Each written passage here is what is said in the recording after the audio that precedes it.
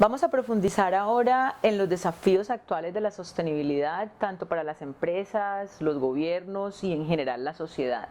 Para esto quiero traer dos de los referentes más importantes, el primero por las Naciones Unidas, que son los Objetivos de Desarrollo Sostenible, donde encontramos 17 ejes de trabajo que deben estar permanentemente presentes en cada una de las estrategias, tanto personales como industriales como de país. Cómo nosotros vinculamos cada objetivo que nos planteamos a estos 17 objetivos, que para revisarlos rápidamente serían fin de la pobreza, hambre cero, salud y bienestar, educación de calidad, igualdad de género, agua limpia y saneamiento, energía sostenible y no contaminante, trabajo decente, industria, innovación e infraestructura, reducción de desigualdades, ciudades y comunidades sostenibles, protección y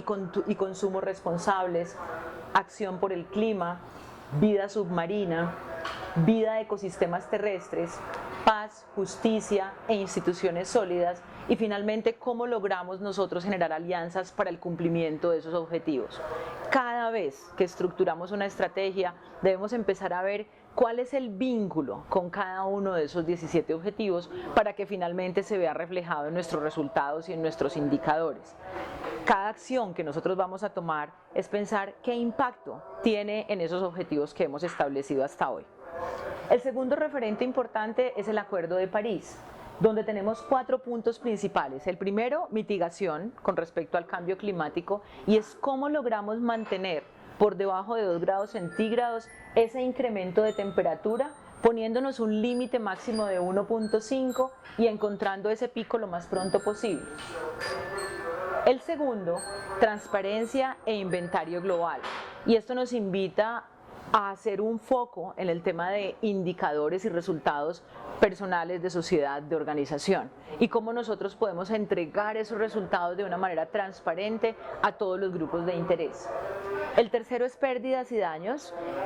básicamente para que podamos reconfigurar lo que tenemos hasta hoy como nuestros planes de emergencia y como nuestros planes de continuidad. Hemos incluido o no todos los impactos asociados a cambio climático, todos los impactos asociados a ese desequilibrio que tenemos hoy en día en términos de sostenibilidad.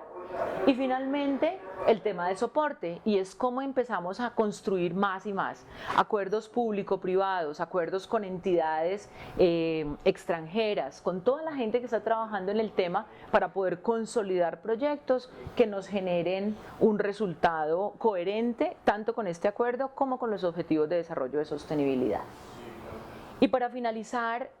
hablar un poco de Laudato Si, que es una carta bastante importante de navegación para cada uno de nosotros y que entrega unas herramientas muy importantes de análisis, entendiendo que somos nosotros uno con el planeta, que básicamente de la salud del planeta depende nuestra salud, que la ecología básicamente no es una y es solo asociada al planeta, sino que es una ecología humana, que es una ecología industrial, que cada uno se constituye como un ecosistema y que de la habilidad que tengamos rápidamente para convertirnos en unos buenos organismos dentro de esa ecología van a permitir la subsistencia del planeta. Cómo debemos transformarnos y revisar nuestros intereses, que al final son los que rigen las decisiones tanto en nuestros hogares como en nuestras empresas. Cómo debemos también prepararnos para prevenir esos impactos desde que tenemos una nueva idea, desde que estamos innovando, desde que tenemos un emprendimiento, bien sea en un proyecto o también a nivel personal. Y finalmente, cómo ayudamos a modelar la política y la economía para que también vayan direccionadas en ese servicio del planeta, en ese servicio de la vida y en ese servicio de nuestros productos y nuestra salud.